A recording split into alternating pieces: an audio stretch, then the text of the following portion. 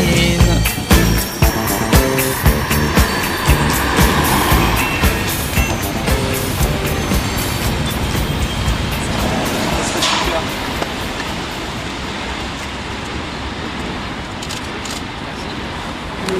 Vous pouvez regarder le cheminement des câbles. Le cheminement que vous voyez là, c'est justement pour les sons. Ouais, voilà.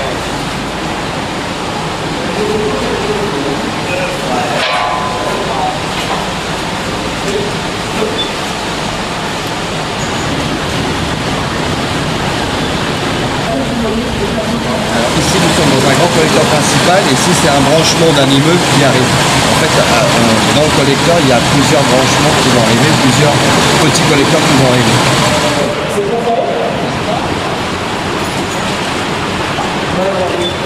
Non, même pas, je sais pas, ça va faire à peu près 1 mètre. Ça doit être 90 cm. Là, tu le comptes éclair là moi j'aimerais bien descendre dans l'eau si c'est possible. Vous avez un aiguillage là, en fait, pour diriger l'eau vers le bassin. Il y a pas longtemps, vous avez terminé. Koh-Lanta, c'est plus ce que c'était.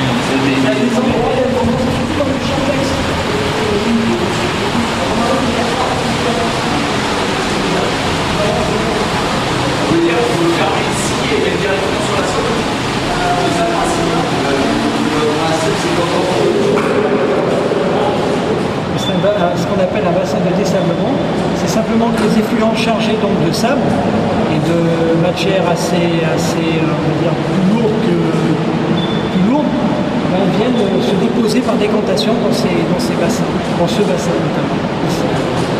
Le réseau donc, il est chargé de tout ce sable et de tous ces détritus, on va dire plus ou moins lourds, avec le courant et jusqu'ici. Ensuite ici, donc, le liquide va se reposer, il va y avoir une décantation. Et une fois qu'il est rempli, qu'il est bien chargé, à ce moment-là, on enlève tous les dalles que vous voyez là au-dessus de votre tête, à la grue, et on fait le curage, on enlève tout ceci. Mais il faut savoir qu'en amont de la station d'épuration, il y a des opérations, dans l'opération qui consiste en fait à désabler déjà tous les effluents. Donc même déjà en arrivée en station, avant d'arriver en station, comme on dit, avant l'épuration, il y a un désablement qui est fait. C'est-à-dire que l'eau qui arrive, on a enlevé les matériaux les plus lourds qui par décantation se posent dans l'un de ces bassins. Tout à fait, c'est ça. Et quand on dit le sable, c'est du sable au sens propre du terme? Ou c'est vraiment c'est du tout venant, c'est tous ces matériaux? Vous avez du sable, vous avez de la terre, vous avez un peu de tout, ouais. C'est ça qu'on appelle ça, nous, la cale. Ouais. Et tout ce qui descend de la voirie?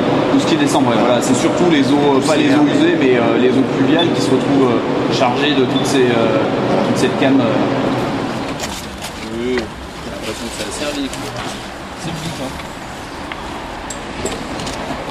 Bravo. Allez, le vieux! Ring, ring, 7 a.m. Move yourself to go again. Cold water in the face brings you back to this awful place.